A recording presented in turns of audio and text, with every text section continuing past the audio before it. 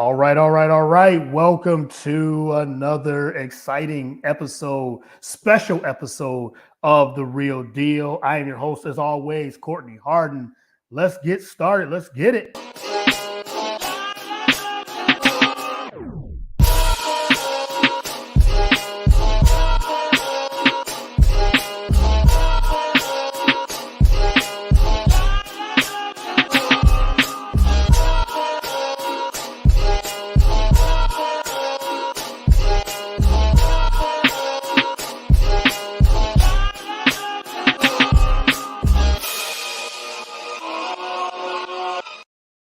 All right. Once again, welcome to another exciting episode of The Real Deal. I am your host, as always, Courtney Harden. This is a very, very special show today. It's July 8th. It is noontime. You know what time it is. Again, it's The Real Deal. You can find the show on all social media platforms, all podcast platforms. We're live on Roku, BS3 TV, BS3TVLive.com. Spotify, Apple, Google Play, Spreaker, Anchor, all the podcast platforms. You can find me at Get the Real Deal on Twitter, Facebook, Instagram. Courtney Harden on Twitter, Facebook, Instagram as well. Again, like I said, I'm gonna keep this short because we got a great discussion. It is the growth of women's sports, media. I had a great the privilege and the honor to have these special women come on. They agreed to it.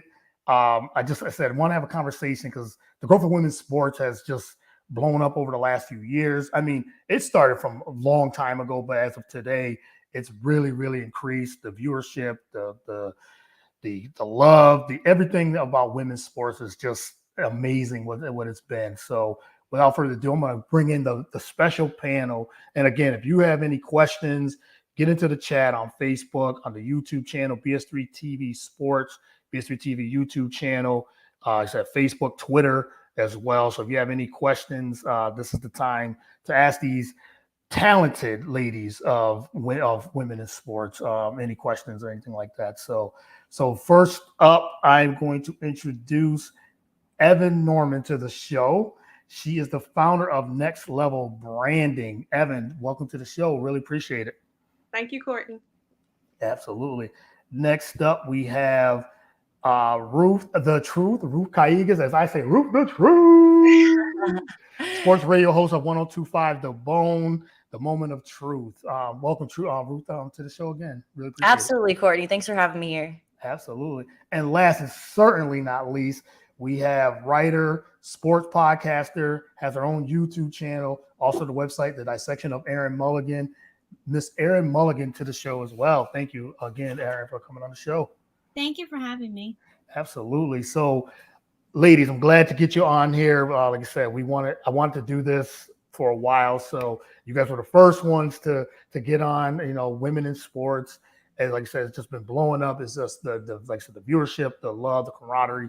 I just love to see it just in general, like in media, sports and everything. So just want to have a conversation about where it's been, where the women in sports has been, and the growth and the increasing of women in sports. So I'm truly honored to be the moderator with this talented group. So, yeah, absolutely.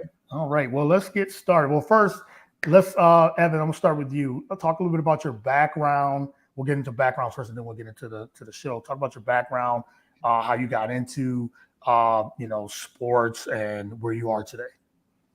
So I'm a former collegiate athlete. I ran track and field hurdles for Auburn University. I graduated there with a marketing degree. Worked in the business industry for a while, and then went on to pursue a degree in sports management at Jacksonville State University. Finished with my master's in sports management. Then from there, got connected with a recruiting position. So that's when it was very new to have on-campus recruiting, females and on-campus recruiting. So I started at the University of Alabama at Birmingham. From there, I worked 2 seasons, had the opportunity to work at the University of Kansas in recruiting, worked there for a season, and then went on and worked at the University of Missouri for 2 seasons. And from there, I ended up taking a break, transitioning from a busy schedule, but took some time, got myself rested, and then I decided to pursue something that I wanted to pursue for so many years, my own business, which is helping athletes as well as sports organizations, former athletes build their brand, get their brand out there to the community and the public. So right now, my current position is I am the founder and CEO of Next Level Branding. Yes, And boss woman. A boss our woman. mission is to develop and enhance the brands of sports brands, organizations, athletes, and like I said, former athletes as well. And we're gonna get into all that, the athlete, the branding, and all those things too. So thank you again for coming on. Ruth the Truth, let everyone know where they can your a little bit of your journey, where you started and where you are today. So sports has always been a huge part of my life. I am 5'8", so it's a little taller than the average girl. So I played basketball, volleyball, softball, soccer, pretty much anything I can get my hands on all through middle school and high school. But I was incident prone. I was accident prone. I kept getting injured. So the dream of playing at the collegiate level kind of died out my junior year of high school when I re-injured my ankle for like the fourth time. But I knew that I wanted to be a part of the industry in some way. So I started a podcast talking about Tom Brady and his journey to the Tampa Bay Bucks in early 2020. And from there, it kind of just the ball just got rolling. I brought on Martin Gramatica, who is the kicker for the Bucks, who won the first Super Bowl for the Tampa Bay Buccaneers in 2002. I brought him on my podcast, interviewed him, talked about his career in the NFL. And then about a week later, he called me and said he was looking for a new co-host for his TV show for Z Living. And he had a sports show on Z Living that was broadcasted live Monday through Friday from 9 to 11. He said, the only catch is you need to move to Tampa. And growing up in Orlando, I said, you're right down the road. I can make this happen. So I journeyed to Tampa about a little over 2 years ago. I was on the television show as his co-host, kind of moderating and being in charge of our topics, bringing in clips, audio, all that kind of thing. And I was really enjoying myself for the TV show. And from there, I made a journey into radio. I got my first radio gig on WTMP, where I spent about 3 months. And then from there, I moved to an FM station, 1025 The Bone, and I brought on The Moment of Truth. That is a Sunday morning brokered program from 11 to noon, just covering all Tampa sports and kind of sports worldwide. So that's where I'm at today. In between that, I had an internship with Sports Talk Florida, did multimedia journalism with them, covered the Tampa Bay Lightning, the Tampa Bay Bucks. I did work with the Orlando Magic as well. The AAF, if anybody remembers that short-lived league, that football league that was going on. Just doing a lot of work in sports, and I really found passion, and it just was an incredible feeling to be a part of something where I didn't really feel like I was working. I felt like I was robbing somebody to be going and being on the sideline of these games for free and being able to be in the atmosphere. I said, this is a dream come true. So this is where I'm at today on 1025 The Bone with The Moment of Truth, 11 to noon, bringing all things sports. And it's been an amazing journey, and I still have a long way to go. I love it. Another boss woman making moves as always. So congrats on that. And like I said, certainly last but not least, Erin Mulligan, host and writer, YouTube sports podcaster, the Dissection with Erin Mulligan. Tell us a little bit about your story, how you got started and until where you are today. Yeah, so I mean, I've always loved sports, and yeah, I kept getting hurt in high school as well in sports, and I just didn't have the dedication, I guess, that I wish I had and the discipline. So I didn't play anything in high school, but I wanted to keep at sports, something in sports. And since I was little, I loved storytelling. And I pretty much knew since I was little that I wanted to be a sports reporter in some shape or form and just be in the sports industry. And so, yeah, I went to Monmouth University and I majored in radio and TV and minored in journalism. and was sports editor of the paper. I produced and was an on-air personality for shows for our campus television station, did a little bit of work with the radio station, and I loved doing it. And so now I continue with my blog and my YouTube channel that I started in 2019 and sort of amped it up during COVID because I noticed that everybody was still doing interviews on TV from their house. So I was like, okay, I'll just reach out to people, and the worst that they could say is no. And I got a lot of yeses, and that was really exciting. So, now I can say that I've interviewed pro athletes, reporters, any professionals. And then I connected with Sydney Walker of the Collaborative, and she's given me a lot of opportunities as well, interviewing and just some behind the scenes stuff. So now at this point, I graduated last year, and I'm just freelancing now, doing freelance sports writing. I love it. Again, resume is stacked and it continues to keep growing. I just enjoy seeing just the women, just like I said, elevating and just increasing the resumes, the portfolios, being at the table. I think when I've had all you ladies on my show, we talked about being at the table and seat at the table. I always said head of the table. So you guys are the head of the table, and I'm just listening, observing, watching, uplifting, and everything else. So I appreciate every single one of you and what you guys are doing in this space and beyond. It goes without saying the moves the moves you ladies are making. So I really, really appreciate it and admire it as well. So let's talk about the growth of women's sports. That's the theme of the show, and what we've seen over the last few years, how it has exploded from viewership, from sponsorship to, and it's like Ruth said, we were talking pre-show, there's still room to grow, but to see where it is from 10, 15 years ago to over the last year, how much it has grown. Evin, I'll start with you. What do you think of the growth of it over this past year, from COVID to what it is today, the growth of women's sports over these last few years? It's grown. It's grown tremendously. I know you're seeing like more people, more sports. I can talk for myself with flag football. You're seeing where high school now has girls flag football teams. So that's something that you didn't have when I was growing up. It was always boys had to play football, or then it came to girls had to play on tackle football teams. Well, now the girls have the option. They can play on a tackle football team, or they can actually play girls flag football, and they can go to college and play girls flag football. Now, recently, one thing I have to say, I think what happened with BG brought a lot of awareness to some of the things with the WNBA. Mm-hmm. Like, I knew that they had to play overseas, but it brought more awareness to what they had to go through. So they will play a full season, and then they'll play overseas and then go into a full season, because they're having to cover the lack of compensation that they're having versus people in the NBA.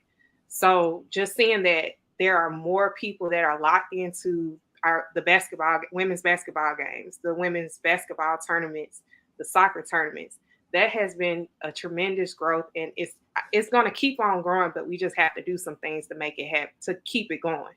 Yeah, and then you brought up a lot of good points, because even with the college, we just had the NCAAs that was in March or April, and we saw that viewership just rise up over almost 10 million viewers saw LSU and Iowa, saw the final, and that just was a trickle effect. And then you had the softball finals just recently. That was another great viewership. So it just takes a platform, some type of big TV platform. ABC played the women's Final Four. Right there, that's just great for viewership, and it's just more eyeballs for the product. So I love that, what you said about that, just having the viewership and just people want to watch. Ruth, what do you think of the growth so far over the past few years of women in sports? It's been outstanding. I think women are finally getting the recognition that they deserve when it comes to being pro athletes. And I think it's becoming more common for women to be exemplified, especially when it comes to their social media platforms, which are giving them the kind of the audience that they need and they deserve. There's still a lot more room to grow. Obviously, there is a dramatic pay difference when it comes to women athletes and men athletes. But I think over time, we're going to start seeing that gap close when it comes to payments for these women. I just think it's something to kind of take note that these women are also mothers. A lot of them are in the off season taking care of, they're helping the world grow. They're having children and then coming back and being pro athletes. I don't think that gets enough recognition that we could literally do it all. We could do what men do plus more, and bringing life into this world is a huge deal. So I really think that needs to be kind of put a spotlight on, that these women are not just athletes, but they're mothers and they're head of the household. So I think that needs to be put on blast for these ladies as well. But we've seen an outstanding growth in women's sports. I think that these TV networks are finally realizing that they could be pulling in money, they could be pulling in viewership with women's sports, because it has been growing throughout the decades. And within the last year, it's been outstanding to watch. And I love how Evin mentioned the BG situation with Brittany Griner. I mean, that shed a lot of light on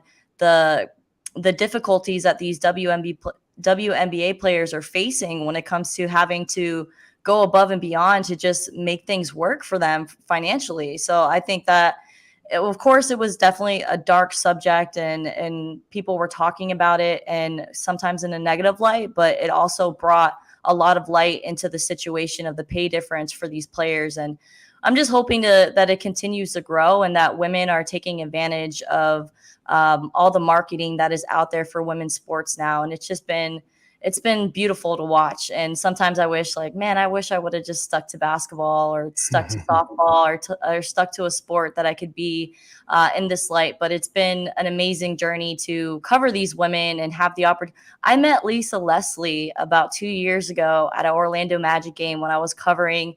It was OKC versus Orlando Magic. And I had the opportunity to ask her a few questions. And it's just outstanding to see these athletes, do more things with their lives after sports. So I think that's another thing that needs to be talked about a little bit more, that they're entrepreneurs, they're business owners, they're doing more for the world than just being athletes. So it's outstanding to watch, and it's going to continue to grow. You brought more great points, and you talk about being entrepreneurs. I mean, look, you got Brianna Stewart and Aphesia Collier now finding a new women's basketball league to give the WNBA players another option playing domestically. So in the off season, as you talk about, they're prioritizing their time and their resources to help other women, because he said the Brittany Griner situation where they had to play overseas just to make money. To make more money. So I think that's great that they're doing that too. So it's just, again, more opportunities, more eyeballs on the product. I love it. I love seeing it. Erin, what do you think of the growth from what it's been over the last few years of women in sports? Yeah, I think it's actually been really noticeable. And it's really exciting to watch. When I watch something like the LPGA, you look at the PGA and the LPGA, obviously, and a PGA winner will get maybe $3 million, and then the overall purse for the LPGA winners is $3 million. So it's significantly different. Yet I'm noticing there's more LPGA players in commercials, getting more endorsements on social media and different partnerships, and that's been really cool, because now I'm noticing there's more young girls just picking up on who these women are, how they've gotten to where they are. And so I think social media, I'm not a huge lover of social media, but I think when you use it properly, it's really useful. So when all these female athletes are using it to their advantage, they're connecting with the younger generations, which are giving them the capability to increase viewership.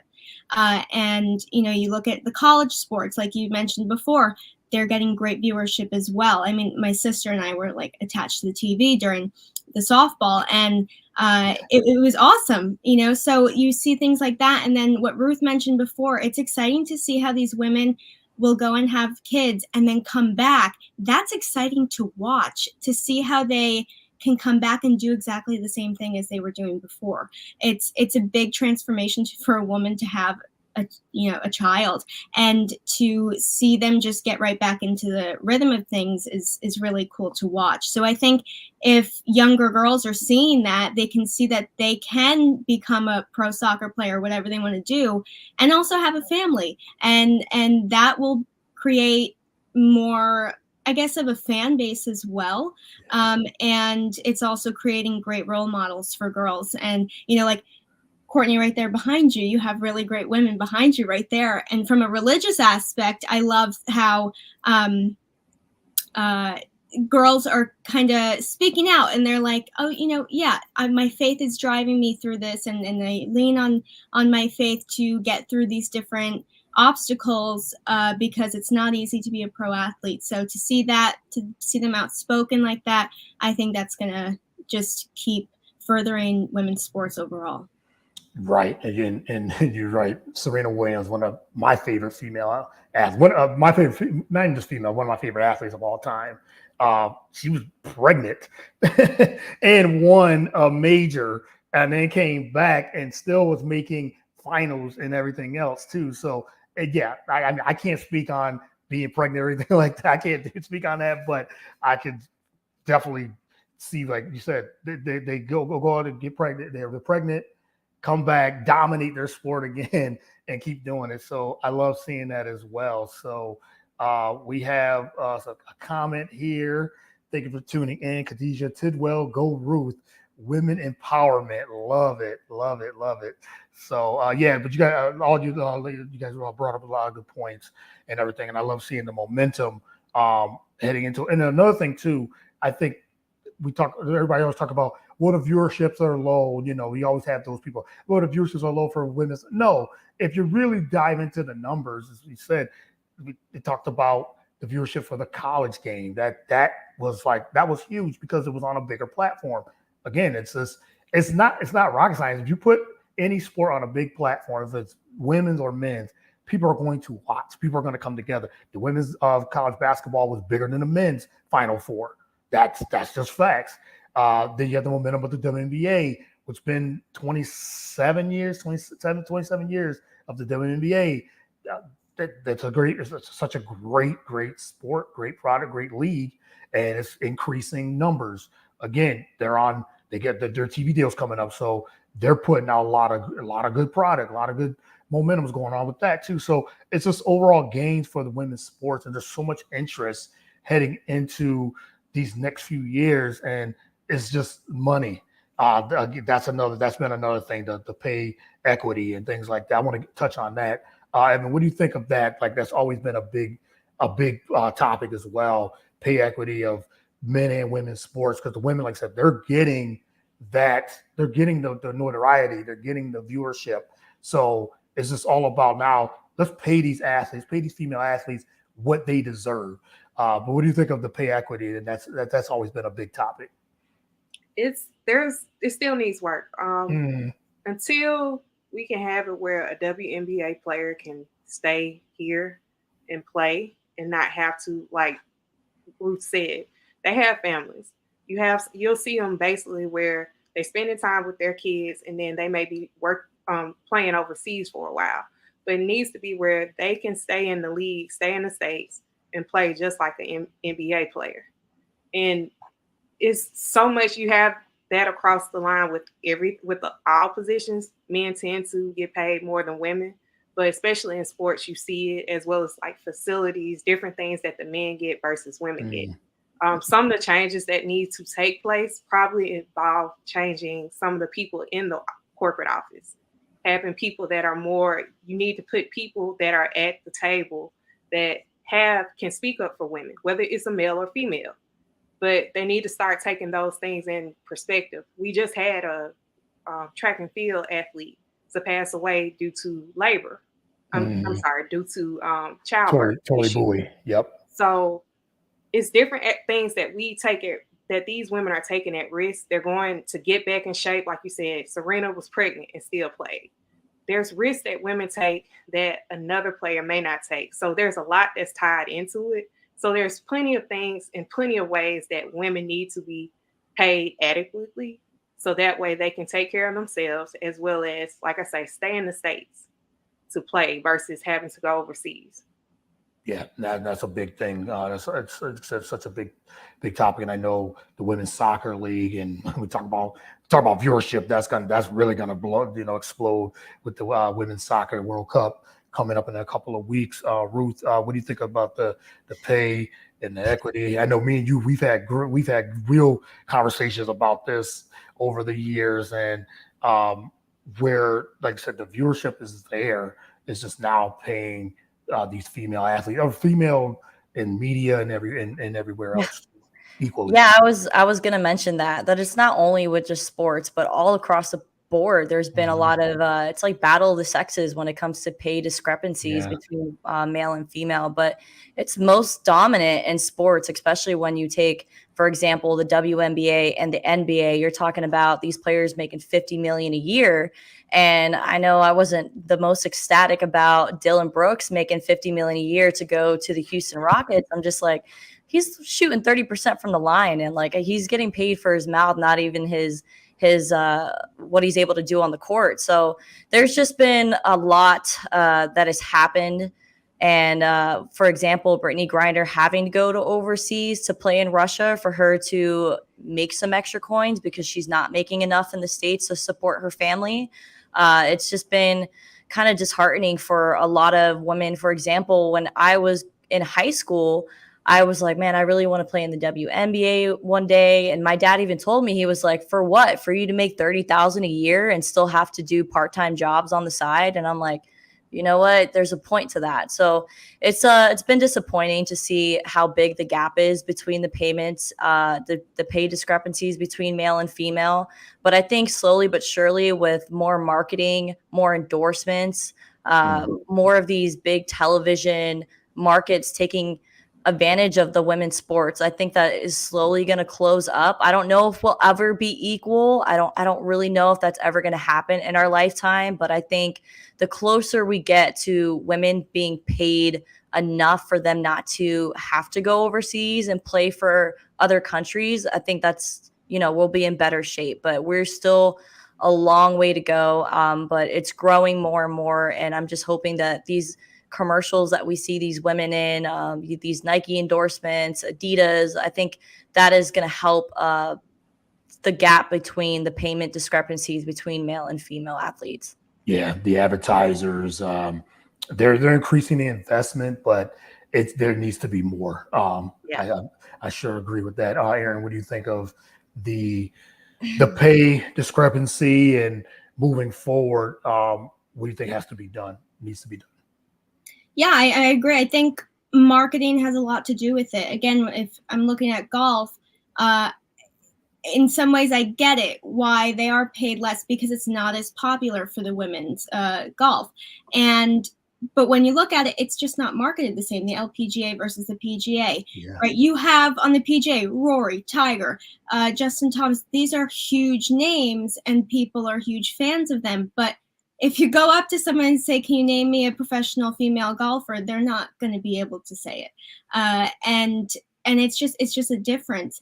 What I don't really understand is the soccer situation. To me personally, I think the women's soccer team is more popular than the men's. And I feel like it's always sort of been that way. They're always, constantly dominating the Olympics and the World Cups. And it's just, I don't know. I never really understood that. And something else that really bothers me is something like the situation that Allison Williams went through. Allison Felix went through with Nike. They did not want her to be open about the fact that she was pregnant. They did not want to pay her while she was pregnant. And she was discriminated against by this company that endorsed, that she's been partnered with for a while, and she represents them on the biggest stage that there is in the Olympics, and she does well doing that. So that something like that really bothers me, because it's a privilege for women to have children, and it's a blessing to do that yourself. Some people have to revert to adoption and whatever else they choose to do, and so she was excited to have a child, and they really tried to downplay it, and it was a whole fiasco that could have been avoided, because I thought it was so wrong of them to do that. So I think that's another aspect you have to look at, how female athletes are being treated and paid by their partnering companies. And other than that, I think you look at something like softball, it's not even really an option to go pro in softball. It's it's lower than the WNBA. It's confusing to me because I feel like people like softball. And you look at something like basketball, yes, there are two, NBA, WNBA. Golf, same thing. But baseball and softball are not equal. And maybe it'll increase because of the attention that a school like Oklahoma brought to the sport, and what a great way they brought attention to the sport. So maybe it'll increase in the future and it will become more of an option. You have someone great like Jenny Finch who's done well, but she's pretty much the only huge name that we can talk about in softball. So, I think that's interesting. So overall, I think I get it for some sports why the pay is lower, but I think if it's marketed differently, it could go down a different route. Definitely. And you talk about, like you said, we talk about viewership in the women's softball, 1.6 million, like the last couple of years, it's been on that line, which has increased. So people like competition. So I think that's a big thing. And Erin, you brought up a good point about the women's soccer. They are going for a three-peat. Yeah, they've been better than the men over the last 10 plus years. I mean, that's facts. It's just what it is. So as we said, I do hope, and over these next few years, that the pay gap will decrease. Like it will just come together and say, okay, we should be paying these women in these sports who dominate. Because as you said, you got people like in my background, you have Serena. I mean, Serena has made a lot of money, but it's like Cindy McLaughlin. She's a world record breaker and holder in her sport in the 400 meter for track and field hurdles, and now she's running the 400 meters. So she's dominated, So it's just hard to think that the pay gap is so large where it should be coming closer, and I hope it does over the next years. And now that's where viewership comes in. That's where sponsors come in. That's where a lot of these other different things come in, and it's slowly getting there. And Courtney, I'm going to add, so it's going to have to change because you have Angel Reese, who has just recently said she does not have a desire to go to the professionals because she's getting paid more in NIL endorsements deals, as a WNBA player. So that's a problem. So I believe that's one of the positives that's going to come from name, image, and likeness, because that's going to start bringing the awareness of that. And she made a true statement, not knocking the WNBA, but when you think about it, when you look at how much she's gotten versus how much she would start off with, why would she leave early? Yeah, and go to the professionals. You're right. I mean, the NIL, for what it is, and you really speak on that. The NIL, for it's positive and negative.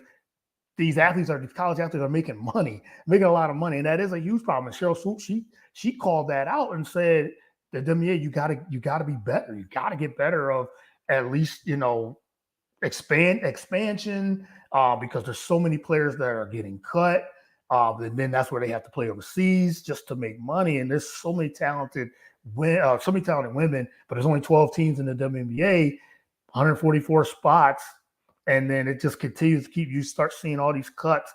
That's another conversation. So, so why not Angel Reese, Caitlin Clark, all these talented players are saying, hey, I'm making more money in college now than I can make in the professional. So I think a lot of these pro leagues need to really step it up too, in general as well. But let's talk ratings. Just got a couple more topics. I mean, we could go hours and hours on this, but let's talk ratings. I'm gonna switch. I'm gonna go to you first, Erin. What do you think of the ratings? Where it is today? Where it's come from? Where it is today? And all, not just like I said, basketball, but we have softball. We got soccer. That's going to be a big, huge ratings boost. The track and field U.S. national championships are going on right now. There's eyeballs on that. So there's so many different sports. Talk about the LPGA, there's like so many women's sports that are just getting the viewership. But Erin, what do you think of the viewership moving forward? I mean, I think it's noticeable how much it's increased. I think almost the key to having it continue to increase is pinpointing those superstars and properly marketing them. And so if you draw someone into viewing a game, a race, whatever, they're going to pick up on the other players there and then maybe start to like them as well, maybe connect with something. I don't know if like with Sydney McLaughlin, she's one of my favorites.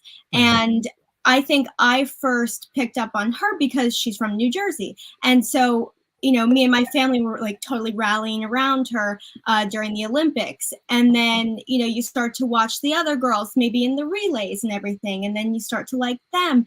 And then it progresses. So now I found myself watching Sydney's YouTube channel, watching the track on the TV, because I feel like not a lot of people watch track if it's not the Olympics, especially if you never, ran track or anything.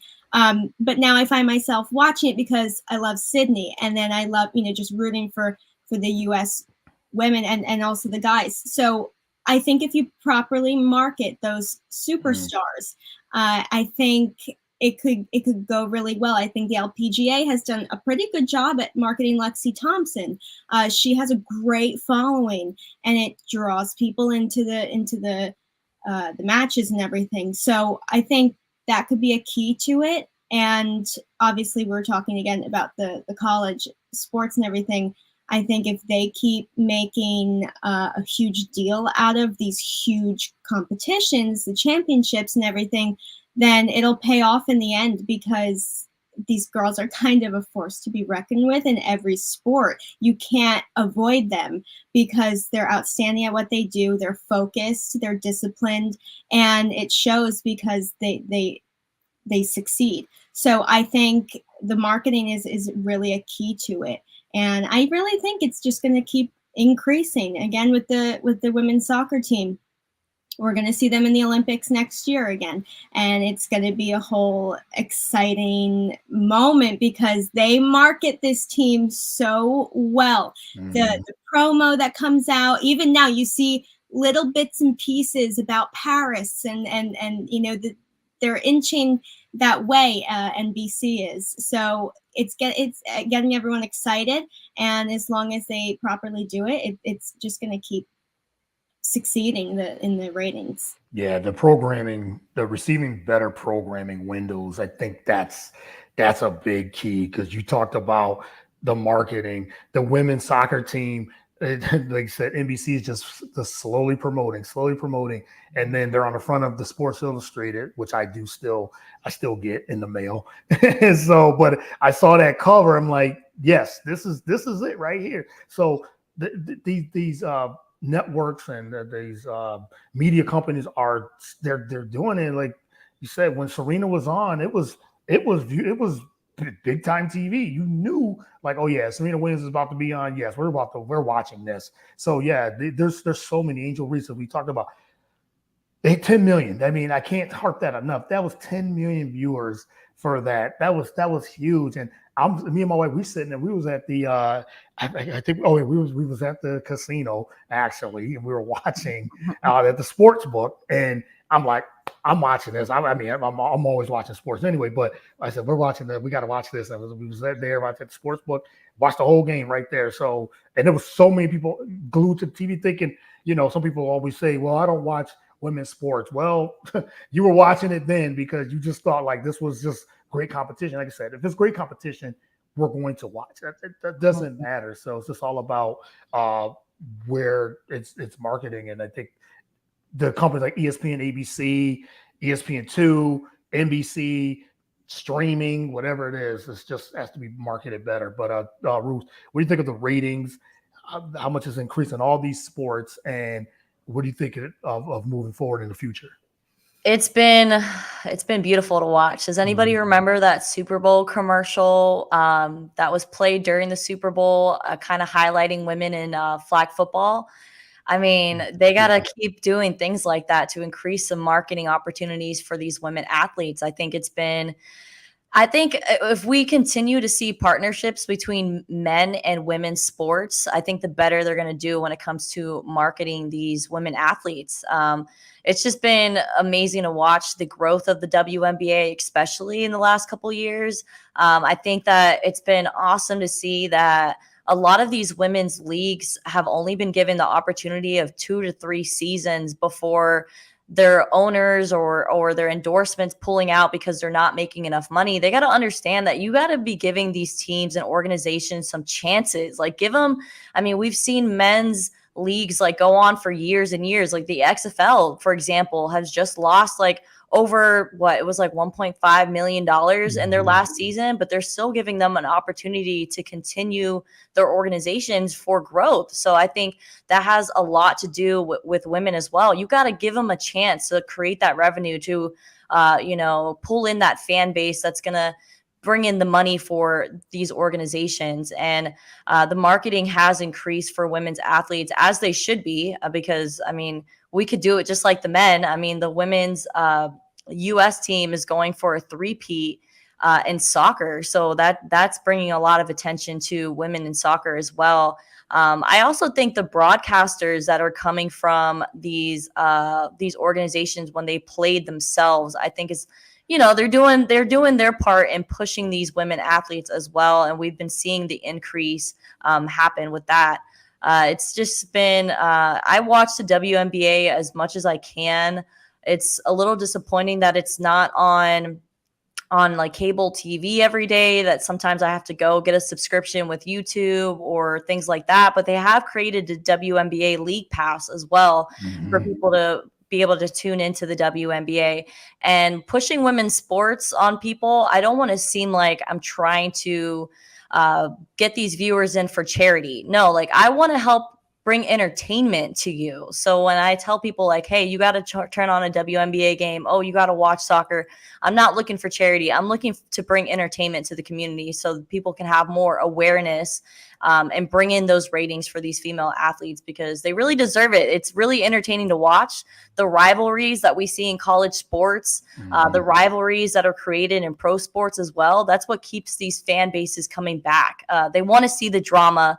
They want to see, the trash talking and all that. And we saw that exemplified in last year's college women's finals. So I just think it's just been helping the increase of the fan base and the viewership as well. And it's on the up and up. I mean, 375,000 on average for viewership when it comes to the WNBA. The women's soccer finals had over 950,000 viewers on television watching. So we're definitely seeing the numbers increase, and that's bringing more endorsements, more commercial opportunities for these female athletes. So we're on the up and up. We have a long battle to go, but we're on the uphill trajectory for these women athletes to finally have the platform that they deserve. Yeah, absolutely.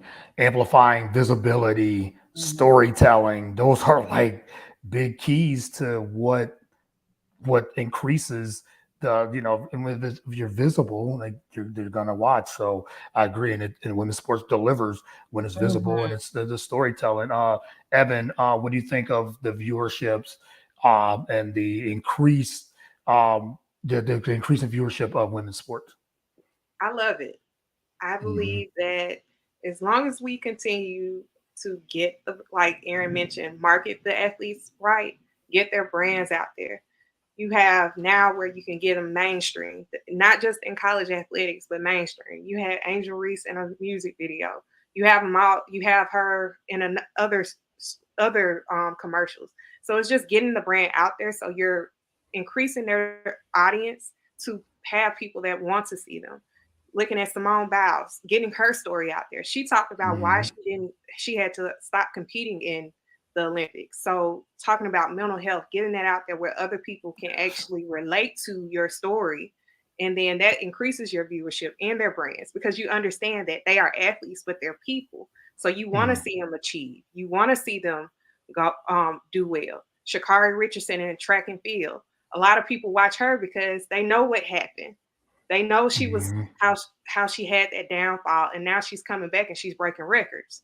So it's just getting the brand and their stories out there properly and continuing to get them out there in front of not only markets that just fit with sports, but in markets across the board, because you want it mainstream, because as you make it mainstream, you'll bring more people into the audience that you may have not been able to get before.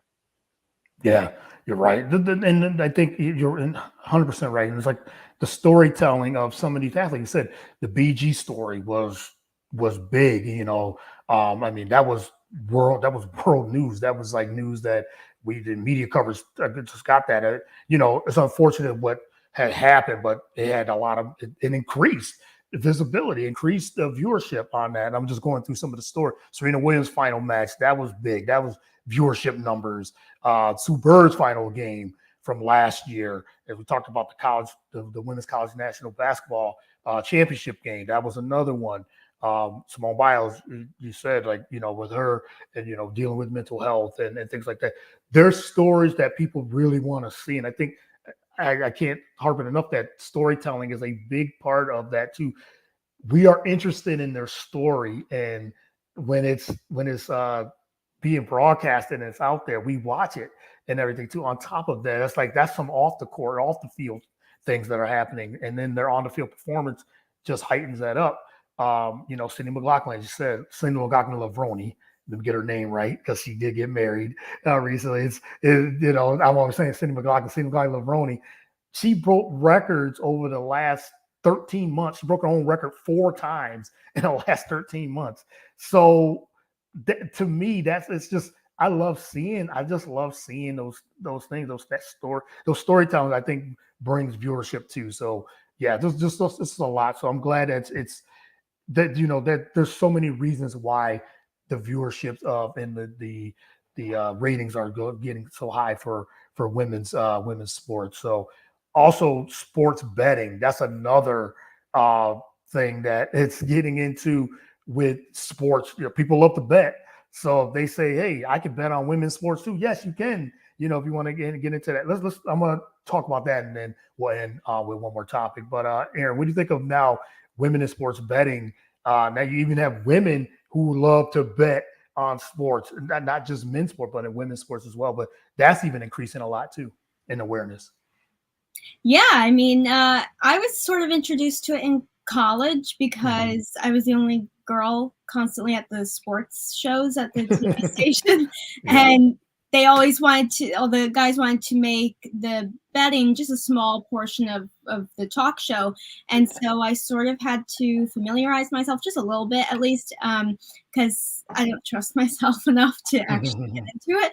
But it was interesting, and so that's where I was introduced to it. But I think if women want to get into it, I think it's great. It's a way to really get even more into a sport. So if it's women betting on women's sports, you're enhancing the sport itself, the fan base as well, and viewership again, because you want whatever you're betting on. Say it is a track race and you're betting on a runner, you're gonna go and watch it, and you're probably going to tell your friends, oh, I bet on so-and-so, or I bet this much on so-and-so. And that kind of gets the word around more. So I think betting could be actually a pretty good tool for female sports overall to just keep succeeding moving forward. Yeah, and then I'm just looking at some numbers. It's 4.6 million women joined U.S. sports betting apps in 2022.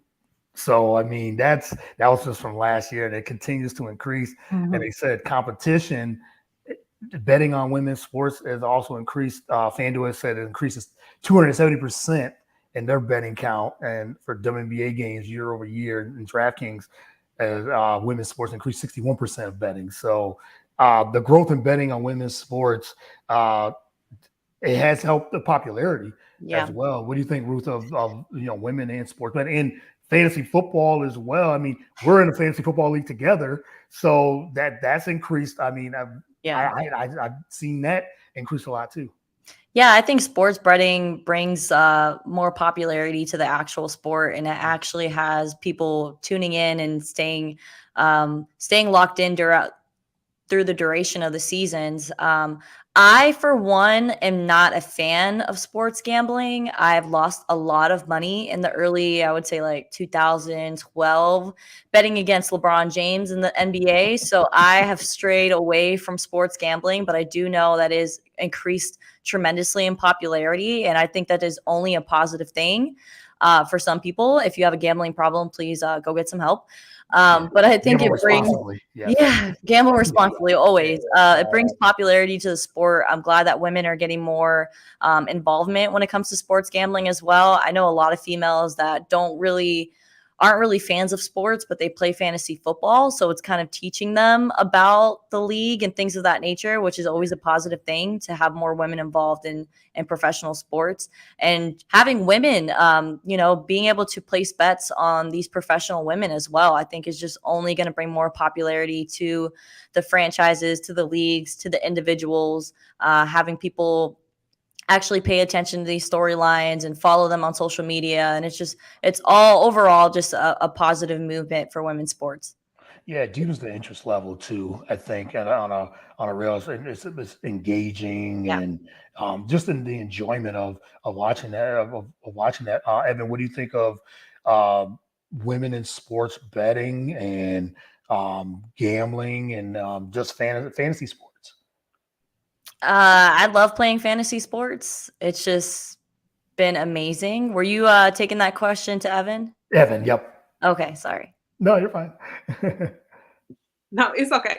So as far as with betting, I don't see why it was broken. I know more men were probably involved, but everybody likes making money. What's Yeah. happening is more and more awareness is getting to, like you say, sports, where people are more tuned into like, okay, they're going to get tuned in because you're not going to place a bet on you're not just going to go out and place a random bet. You're going to want to know the league. You're going to want to know the player. You're going to want to know the team. So it's making them get, like Ruth said, educated about the sport as well as the players, knowing different aspects of the players, knowing, hey, this is probably going to be a rough game for them. So it's getting more knowledge out there as well as bringing awareness to the sport. So it's a good thing. It also gives people an opportunity to make money off of it. But it's a good thing. It's bringing more awareness because you're not going to, when you think about it, nobody's going to go up. Well, I'm not going to say nobody because you have some people that will, but you have to make educated bets. You don't want to just go out there and randomly pick somebody, or you will not have a good time betting. For sure. For sure. I mean, it's like Ruth said, I've lost. Ruth knows I play a lot of DraftKings and all types of different sports. And I've done WNBA, I've had women's soccer, I've done a lot of different things, but I love it because, yes, I've lost money, but I love this. Just brings a different avenue of watching it too. But I could watch it without it too. So it's just for the love of the sport. But I totally agree. Last question. I've enjoyed this conversation, much needed, and as well. And like I said, I really, really appreciate you guys' time. But let's just talk about the last topic: the future of women's sports and its media cover. I know we talked about the viewership and everything too, but where do you see women's sports continue to increase for the future and the media coverage? Like, what has to be done to get more eyeballs, more viewership with the media coverage? Erin, I'll start with you.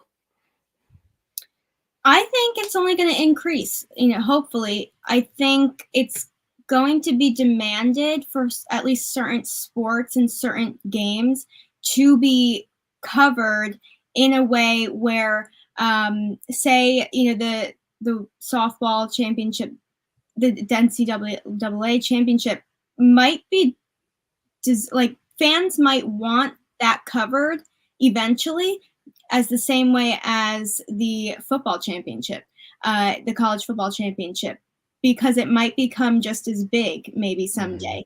And that'll do wonders for the sport. It'll do wonders for, female sports overall. So I think the coverage, I also think it matters who is covering a game. Because if you, like, for example, Sarah Walsh, who's on Good Morning Football, football's my sport. That's my favorite sport. So I saw her get recruited to cover soccer, and I went and watched it because I like her. And it made me want to go watch the coverage even more because, I like her. I like how she reports and everything. And then someone like Chris Budden, who usually does college football, which I'm always watching, she had covered some softball, and that made me go and watch softball a couple of years ago. So I think it matters who's covering the games as well. You need a great presence on TV to entice people to keep watching. Maybe they're like, oh, flipping around the channels and everything if they're not huge into women's sports. And they're like, oh, let me just check it out. If you have a great reporter out there, if you have great hosts of a pregame show, they're going to stay. People are going to stay because those reporters, those hosts are going to be telling probably tidbits and stories, fun facts about the players. That's going to make you want to watch it more. Then they're also going to mention, oh, so-and-so just broke the record last week for whatever. So-and-so is the first to do this or whatever. It makes you want to watch the game and makes you want to root for whatever player you want, and then the team as well. Maybe the team had really struggled earlier in the season. They're going to talk about that, and then you're going to want to see an underdog situation right in front of you. Everybody loves witnessing the underdog situations and big wins, and you want to be able to go and talk to people about it. You want to be able to say, oh yeah, I was here when this happened, and you might never forget it. And so I think the media coverage will increase if they properly have the right people covering it, and also pinpointing their talking points beforehand. Talk about this player, talk about what they've gone through this season, and then that'll entice people. So I think the media coverage is huge over it, and in addition to promo leading up to it. So if people are watching maybe a baseball game and they see a promo for whatever women's championship is coming up, they're going to maybe look into it coming up because they're going to be like, oh, I've heard of her, and then maybe look into that player and then watch the game. So I think it matters a lot.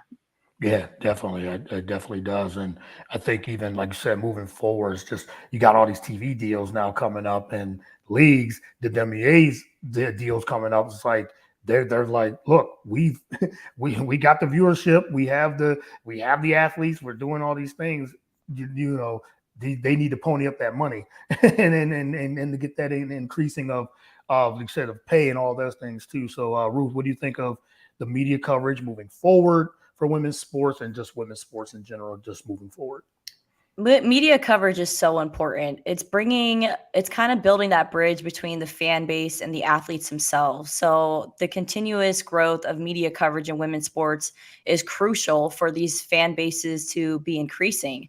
I think it's been women's sports has been more talked about in the last few decades, and there's been a huge increase in media coverage. I mean, we see storylines, we're seeing videos, we're seeing 30 for 30 programs on ESPN kind of exemplifying these athletes. So I think it's been on the upward trajectory when it comes to media coverage in women's sports. And I also think it's an opportunity for the endorsements to be capitalizing on these athletes as well, which is going to be pulling in more revenue, not only for these corporations, but for the athletes themselves. So the more media coverage there is, the more money they're going to be racking in. So pay discrepancy is going to eventually shorten. I think in the last year, or probably even more, in college athletes specifically, I think there's been an increase in media coverage, especially with these NIL deals where they're actually making money. I think these big programs like ESPN and NBC, CBS, they've been seeing the importance of people wanting to know about these young athletes before they transition into the pro league. So I think if that continues to grow, it's just going to be a positive impact for professional athletes as well. I love the media clicks. I think the more that they write about these personal stories of the players and their off-court, off-field things, I think the better that it is, because it just kind of, like I said, builds that bridge, builds a relationship between the fan base and the players as well.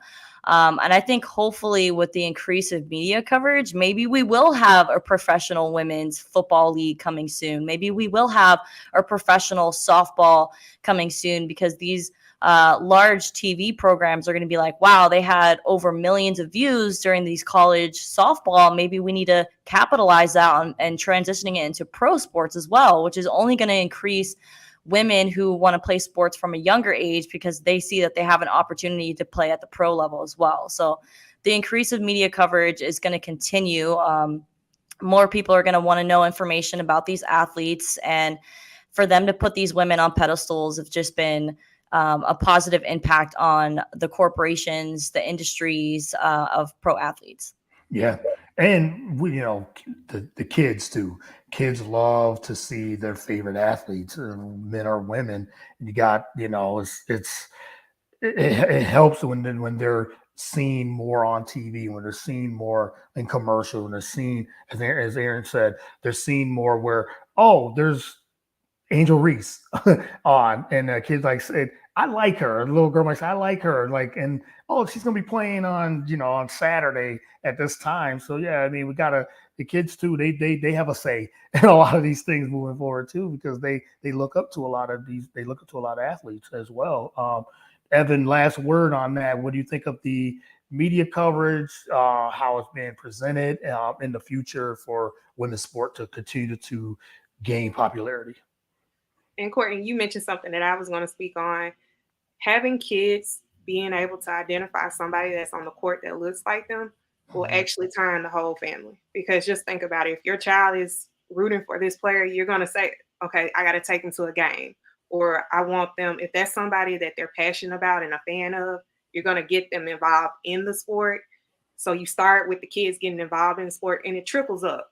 So it's going to be a whole, with media coverage, it works its way from the top down. So you have professional athletes getting more media coverage. You have the college athletes getting endorsements. And because corporations are now seeing, and corporations and organizations are seeing that the money does lie in women's sports, they're going to start increasing and pouring more endorsement into college athletics, as well as hopefully into professional sports. But again, it's great because it's giving women a platform that they haven't had in previous years, where they can bring awareness to, like I said, childbirth issues. They can bring awareness to, hey, like you said, a mom. I'm a mom and I'm an athlete. They can bring awareness to different things that may be put in the back of the mind of fans as they see them play. So the media coverage, again, altogether brings the awareness to the sports. But as long as we keep branding and marketing the athletes and making sure we get them where not only as an athlete, we have Dawn Stanley. We make sure we market her. You see her in the commercials, athletic commercials, getting her out there. Sydney, I can't remember her last name, but the coach at Texas A&M. Sydney. Getting their brands out. Yeah. That's getting, as a whole, putting more women into sports where you're seeing them so people can identify with them. That's going to bring more awareness to the sport, as well as more media coverage and more opportunities for the professional athletes and professional that work with the sport. Yeah, mic drop. That was, I can't even say anything else after that. That was, I mean, you guys brought so many nuggets, so many topics, so many different views and everything too. So I hope that everyone that's been watching, commenting, these are jewels that these ladies are bringing. They brought the heat, which I already knew they would, as knowing them. And but this is what it's about. It's about women growing growing the sport of women's sports, increasing the popularity, and continue to be in the forefront. So I can't thank you ladies enough for the time on this Saturday on the weekend. I know you guys got busy lives, so I'm not gonna keep you any much longer, but I really appreciate the time that you guys spent. Like I said, I just thought this was an important conversation to have for those that are unaware or those that need that awareness. It's good to have you on the show and to really put more emphasis on women, the growth of women's sports and all aspects, not just sports. We talk about media and business and life in general. So I can't thank you enough. So we'll go around the horn throughout your socials, throughout what you got promoting, what you got coming up, everything else. So Erin, I'll start with you. What you got coming up and throughout your social media, where people can follow you. So on social media, I believe on Instagram and Twitter, I'm Erin_Mulligan23. And on TikTok, I'm actually the same. And then coming up, I'm going to be a co-host with Sydney Walker on the Collaborative next week. We're interviewing Brian Hoke, who's a beat reporter for the Yankees. So really excited about that. I'll be having a couple blog posts coming up, hopefully a YouTube video. And yeah, that's about it right now. Shout out to the Collaborative too. Shout out to the Collaborative, definitely. Ruth the Truth, let everyone know where they can follow you, find you, because you be all over too. So let everyone know where they can catch up with you as well. Yeah, follow me on Instagram, Ruth the Truth with the number 1 at the end. I'm also kind of active on Twitter, trying to get a little better at that. Ruth the Truth with 3 H's at the end. I just created a YouTube channel as well for the radio show that I do on 102.5 The Bone that is going live from 11 to noon tomorrow morning. I am live every Sunday morning. It's called The Moment of Truth with Ruth. And please give me a like on the Facebook page. I would really appreciate that. It's also The Moment of Truth with Ruth on Facebook. So give me a follow. I'll give you guys a follow back. And I appreciate the time on the Real Deal podcast. Thank you. Really appreciate it. And Evin, let everyone know where they can find you. No one's on Threads yet. I didn't jump on that. I was about to mention that. What is that? I don't understand what that is that's yet. the new. It's the new. It's the new Twitter platform. Yeah, it's new Twitter. New platform. It's funny because it's through Instagram, but it's Threads. So it's a new another social media platform. I haven't jumped on it, so I'm sticking with Twitter as of now until Twitter might. I don't know if Twitter's gonna go away or not. I don't think so, but we'll see. But well, yeah, it's a new one. But Evin, let everyone know they can follow you and what you got coming up next as well. So you can follow me on Instagram at enorman23, and it's the same Threads name. For those that are on Threads, follow me on there.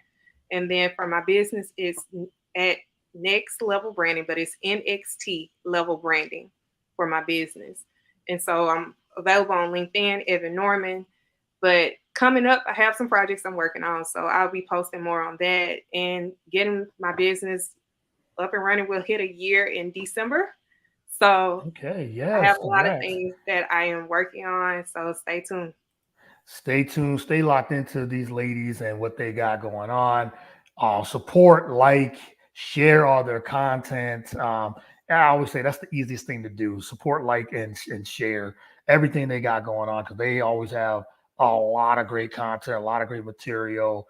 I'm always promoting them, and as well, I be trying to jump on Ruth's show. I'm trying to jump on Erin's show and everything else. So whatever they need, I got them too.